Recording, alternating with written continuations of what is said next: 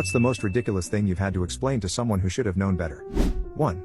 That Halloween will never fall on Friday the 13th. 2. I'm a history professor. I had a paper as a teaching assistant once that was so infamous we hung it up in the teaching assistant office.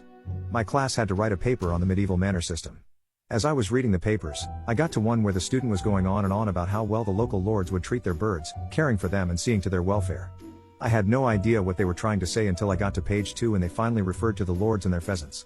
The entire week we discussed the Middle Ages. This student legitimately didn't know what peasants were, and thought I was talking about pheasants. She wrote an entire paper on lords and pheasants. 3. I once had to explain to my boss that emails need to be sent with the send button, not just typed up and left in drafts.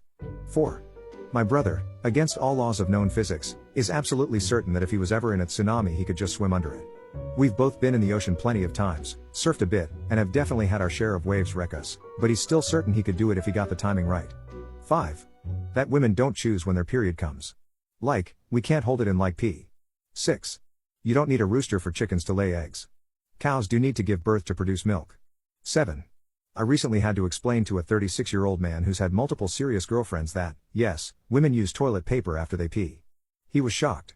The best part is he tried to argue with me about it and asked if I was sure.